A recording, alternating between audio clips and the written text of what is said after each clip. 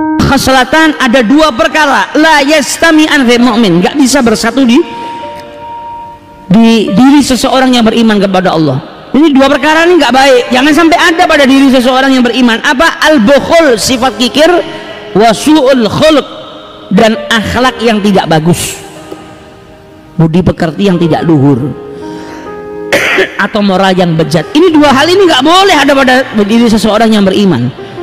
Su'ul khuluq, Nabi ini dakwah mati-matian untuk liutammima makarimil akhlak, untuk menyempurnakan budi pekerti manusia. Lah kok ada mukmin akhlaknya bejat, ini bertolak belakang dengan misinya Nabi. Gak boleh ada mukmin, orang yang ngaku beriman tapi akhlaknya gak baik. Yang kedua apa? Jangan sampai ada mukmin bukhul. Siapa yang ditiru? Karena mukmin ini diperintahkan niru Nabi Muhammad. Nabi Muhammad akhlaknya mulia, Nabi Muhammad orangnya dermawan. Gak ada sejarah yang menyebutkan Nabi dan para sahabatnya itu punya sifat kikir, gak ada. Dan orang-orang yang mengikuti mereka gak ada yang kikir sama sekali. Dan perintah Al-Quran gak bisa dikerjakan sama orang yang kikir, susah lah. Dikatakan dalam Al-Quran apa? Lan tanalul birra hatta tunfiku mimma tuhibbun. Engkau ini gak akan mendapatkan kesempurnaan dalam kebaikan. Baik itu ada kualitasnya, ada biasa, ada tingkatan yang lebih atasnya, ada tingkatan sempurna. Dikatakan oleh Allah dalam Al-Quran, lan tanalul birra, engkau tidak bisa mendapatkan kesempurnaan dalam kebaikan hatta tunfiku mimma tuhibbun, sehingga engkau bisa menginfakkan, mensedekahkan sesuatu yang kau sukai. Kalau kita sedekah dari perkara-perkara yang biasa, baik, tapi belum sempurna.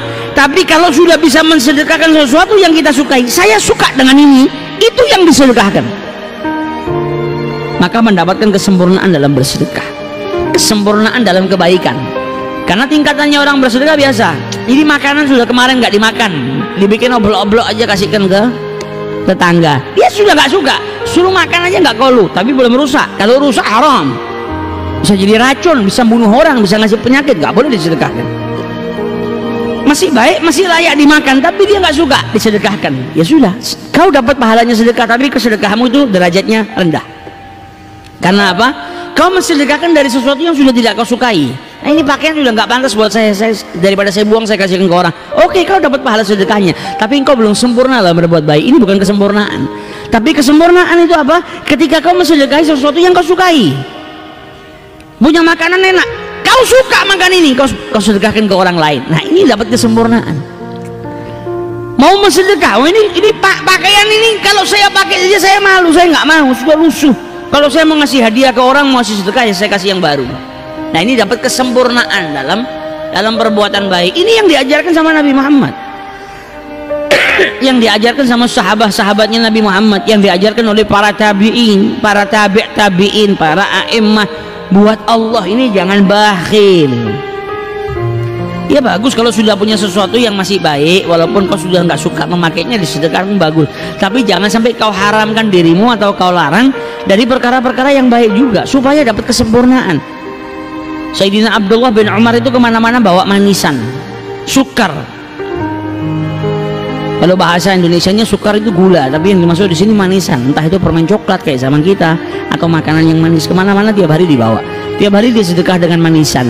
Sampai ditanya sama orang-orang di zamannya, ya Abdullah ibnu Umar, kau ini kemana-mana sedekah dengan sukar, kenapa? Ya karena ini makanan yang saya suka, maka saya ingin bersedekah dengan sesuatu yang saya suka, supaya saya dapat fadilahnya dalam firman-Nya Allah, lan tanalul birra hatta tunfiqu mimma tuhibbun. Ingin dapat kemuliaan daripada Allah, kesempurnaan dalam bersedekah, dalam berbuat baik dengan mensedekahkan sesuatu yang disukai. Sahabatnya Nabi yang lain ketika ayat ini turun datang kepada Rasulullah, ya Rasulullah, sesungguhnya harta yang paling saya sukai adalah harta saya yang paling besar. Apa kebun yang letaknya di depan Masjid Nabawi, dekat Masjid Nabawi ini di depan masjid ini kebun saya ini harta yang paling saya sukai, dan saya ingin mendapatkan dari keutamaannya ayat Allah yang turun ini, maka kebun ini saya sedekahkan di jalannya Allah Subhanahu wa taala. Ambil ya Rasulullah, berikan kepada yang kau sukai, berikan kepada siapapun yang kau kehendaki. Gak eman sama hartanya, karena apa? Ingin mendapatkan kesempurnaan dalam kebaikan. Nah, ini kalau ada orang punya kikir nggak bisa.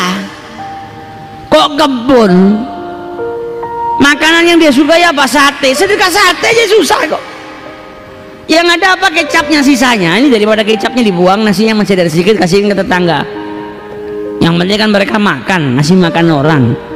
Ini kikir, orang yang kikir nggak bisa mendapatkan kesempurnaan, nggak nyedekahkan pakaiannya kecuali dia sudah nggak mau pakai. Dapat keutamaannya sedekah tapi nggak sempurna. Yang kita harus contoh siapa? Orang itu kan diperintahkan kalau mau cari sesuatu cari yang istimewa. Mau cari bojo aja cari yang istimewa, cari pahala nggak mau yang istimewa. Sedekah jangan cari yang nanggung, cari yang istimewa. Biar kelak kita bisa ngerasakan di hadapan Allah ketika kita dibangkitkan, kita dapat daripada sesuatu yang istimewa yang Allah janjikan. Nah ini yang diajarkan sama Rasulullah SAW. Nggak ada, Nabi nggak pernah bakhil.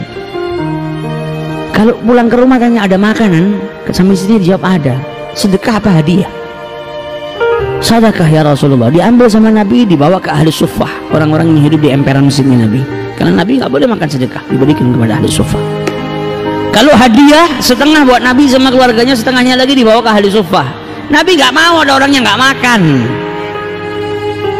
Kalau dapat sesuatu mikirkan yang lain. Karim, dermawannya luar biasa.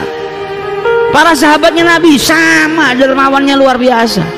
Punya sifat ithar, mendahulukan saudaranya. Dapat makanan, jangan kau kasihin ke saya. Saya memang belum makan, tapi saudara saya lebih membutuhkan. Saling mendahulukan satu dengan yang lainnya.